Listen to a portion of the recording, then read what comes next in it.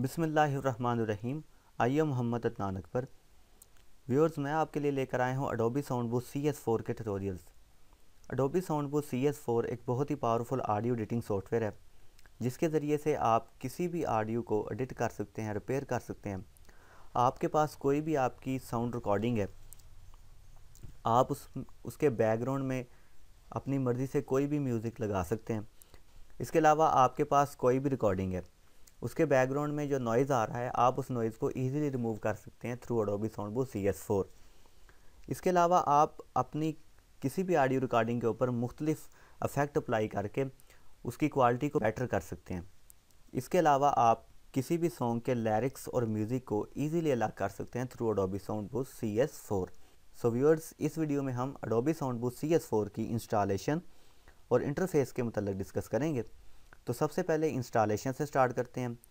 सबसे पहले आप उस फोल्डर को ओपन कर लें जहां आपने Adobe sound boost CS4 download करके रखा है या CD या DVD से कॉपी करके रखा है। मैंने इसका लिंक डिस्क्रिप्शन में दे दिया है, आप वहां से भी डाउनलोड कर सकते हैं। तो मैं उस फोल्डर को ओपन करूंगा। उसके बाद ये हमारे पास सेटअप फाइल है, इसकी सेटअप एक्जी फाइल है, तो आप इस पर डबल क्लिक करके भी ओपन कर सकते हैं। इसके अलावा आप राइट क्लिक करके इसे ओपन कर लें।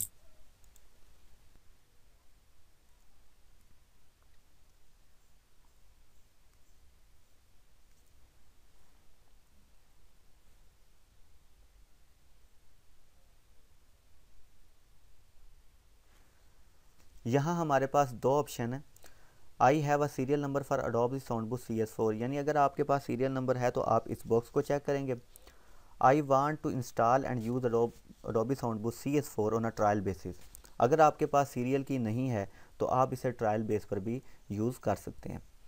तो मेरे पास चूँकि अगर आप ट्रायल बेस पर इसे यूज़ करना चाहते हैं तो आप इस बॉक्स को चेक करेंगे, और अगर आपके पास सीरियल की है तो आप इस बॉक्स को चेक करेंगे। मेरे पास चूँकि सीरियल की है, मैं इसी बॉक्स को चेक करूँगा। उसके बाद मैंने एक कीगन डाउनलोड किया है, मैं वहाँ से इसकी की जो है गेट करूँगा। मैंने इसका लिंक डिस्क्रिप्शन में दे दिया है, आप वहाँ से भी डाउनलोड कर सकते हैं। तो मैं इस कीगन को ओपन करूँगा।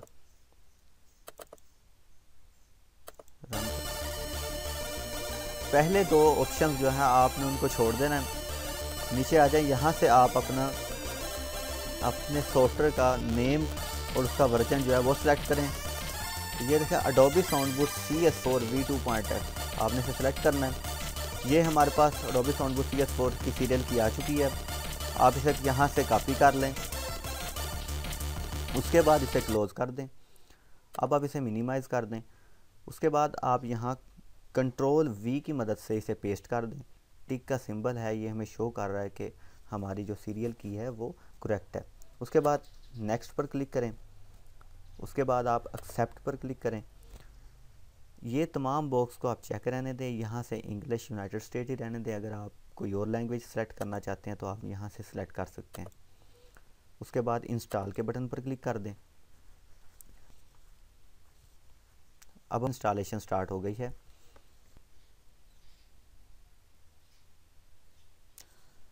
इसके बाद हमारे पास रजिस्ट्रेशन फॉर्म आ गया है।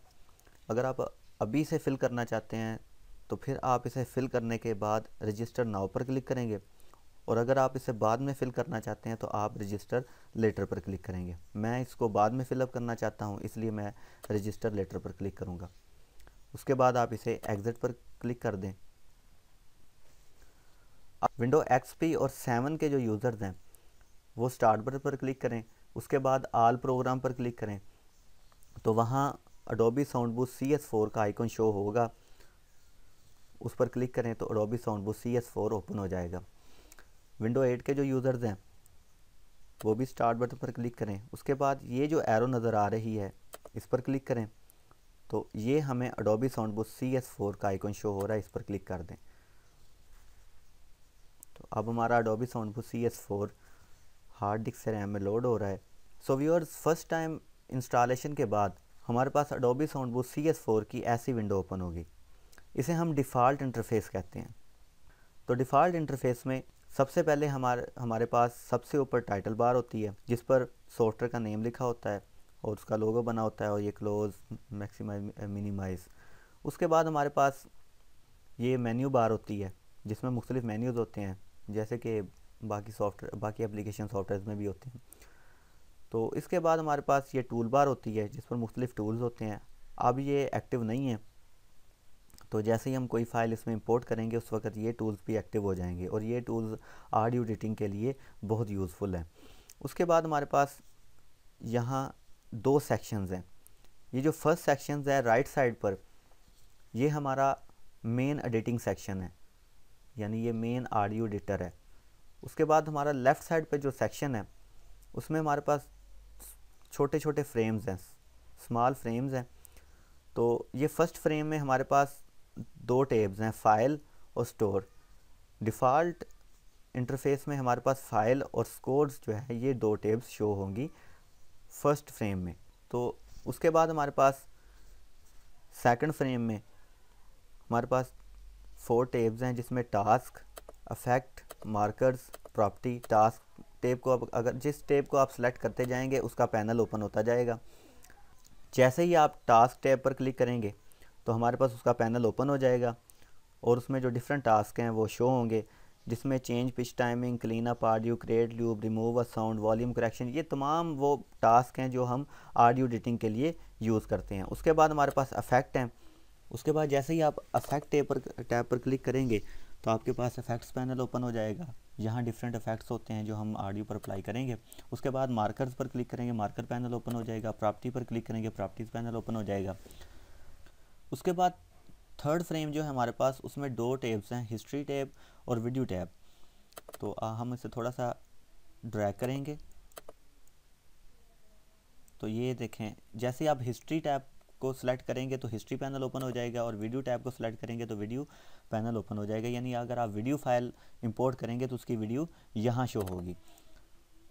उसके बाद हमारे पास राइट साइड पर जो मेन एडिटर है उसमें हमारे पास ये नीचे स्टॉप, प्ले और रिकॉर्ड का ऑप्शन है, यहाँ से हम अपनी किसी भी साउंड को रिकॉर्ड कर सकते हैं, यहाँ से हम प्ले कर सकते हैं, स्टॉप।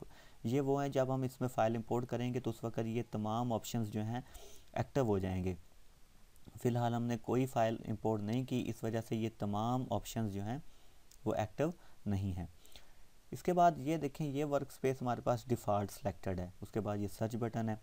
तो हम किसी फ़ाइल को अब हम डिस्कस करेंगे कि हम किसी भी फ़ाइल को Adobe Soundbooth CS4 में ओपन कैसे कर सकते हैं और इंपोर्ट कैसे कर सकते हैं।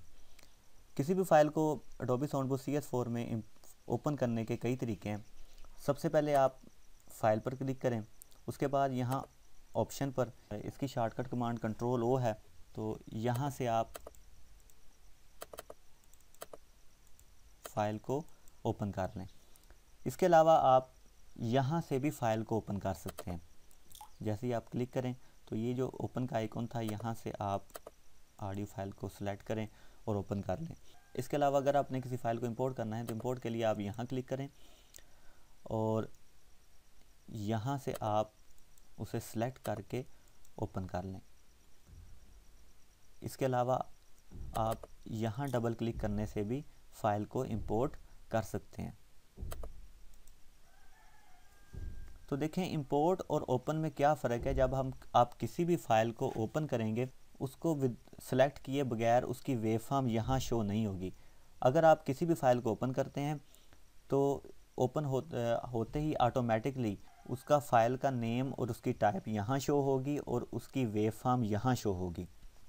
लेकिन आप अगर किसी फ़ाइल को इंपोर्ट करते हैं तो उसकी वेव फॉर्म यहाँ शो नहीं होगी जब तक आप उसे यहाँ से सिलेक्ट नहीं करेंगे।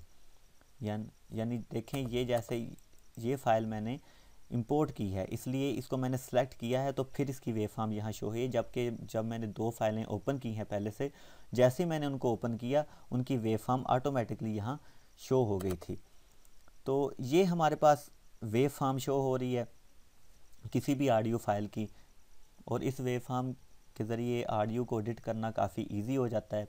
और ये यहाँ फ़ाइल पैनल में जितनी फ़ाइल्स आप Adobe Soundbooth CS4 में ओपन करेंगे या इंपोर्ट करेंगे वो तमाम फाइल्स के नेम्स और उनकी टाइप, अगर ऑडियो है तो ऑडियो शो होगी, अगर वीडियो है तो ऑडियो प्लस वीडियो, यानी वो सब फाइल के नेम्स और उनकी टाइप जो है यहाँ शो होगी। और यहाँ से आप किसी भी ऑडियो फाइल को सिलेक्ट कर सकते हैं और उन्हें एडिट कर सकते हैं। अब आप देखें कि नीचे हमारे पास जो जितने ऑप्शन थे वो तमाम ऑप्शन एक्टिव हो गए हैं क्योंकि इसमें हमने एक ऑडियो फाइल इंपोर्ट की है। अब ये वीडियो फाइल है, इसकी वीडियो जो ऑडियो यहाँ शो होगी और इसकी जो वीडियो है वो यहाँ शो होगी। उसके बाद हमारे पास ये जो ऊपर आपको ये बार नज़र आ रही है, ये जूम इन और जूम आउट है। यहाँ से आप किसी भी ऑडियो फाइल को जूम कर सकते हैं, यहाँ से आप किसी भी ऑडियो फाइल को जूम इन या जूम आउट ईज़िली कर सकते हैं। उसके बाद अगर आप चाहते हैं, इसके बाद हमारे पास एक और इंटरफेस है एडिट ऑडियो टू वीडियो। इस पर क्लिक करेंगे तो देखें हमारी ऑडियो वेवफॉर्म नीचे शो हो रही है और उसकी वीडियो जो है वो ऊपर शो हो रही है। इससे हमें एडिट करने में काफ़ी आसानी हो जाती है। इसके बाद थर्ड ऑप्शन जो है हमारे पास वो है एडिट स्कोर टू वीडियो। जैसे ही आप इस पर क्लिक करेंगे तो यहाँ से मार्कर भी यहाँ शिफ्ट हो जाएगा और स्कोर्स भी यहाँ शिफ्ट हो जाएगा। इसके बाद हमारे पास ये जो दो बार शो हो रही हैं ये एक्चुअली हमारे वॉल्यूम लेवल को शो करती हैं। जैसे ही मैं इस ऑडियो को प्ले करूँगा तो ये वॉल्यूम कितना हाई है या कितना लो है यहाँ से हमें शो हो जाएगा। उसके बाद मैं डिफ़ॉल्ट को सिलेक्ट करता हूँ तो ये देखें हमारे पास ये ऊपर स्केल शो हो रहे हैं। तो ये वॉल्यूम लेवल्स हैं और डेसिबल में है। उसके बाद हमारे पास ये बटन्स होते हैं। ये हमारे पास पूरा बॉक्स एक फ्रेम है और फ्रेम में हमारे पास 2 टैब्स हैं। हम जिस टैब को सिलेक्ट करेंगे उसका पैनल ओपन हो जाएगा। तो सबसे पहले हमारे पास ऑप्शन है अनडॉक पैनल। अनडॉक पैनल पर क्लिक करने से आपका जो सिलेक्टेड टैब होगी उसका जो पैनल ओपन हुआ है वो अनडॉक हो जाएगा। यानी आप अपनी मर्ज़ी से उसे जहाँ मर्ज़ी मोशन दे सकते हैं। यानी जैसे ही मैं इस पर क्लिक करूँगा तो ये देखें मेरे पास फाइल जो पैनल है वो बिल्कुल अलग हो गया स्कोर से और अब मैं इसे अपनी मर्ज़ी से जहाँ चाहूँ वहाँ एडजस्ट कर सकता हूँ।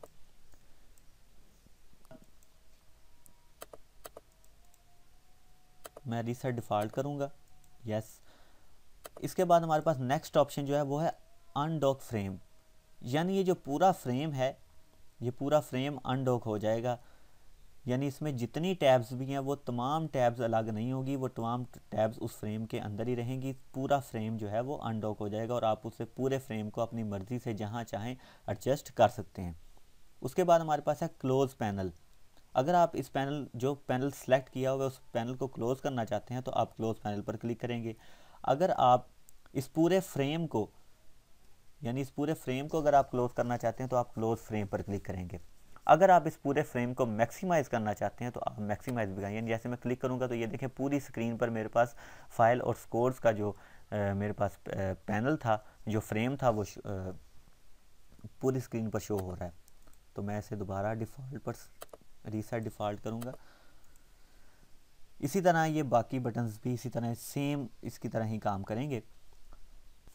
So viewers, thanks for watching. Subscribe करना ना भूलिएगा।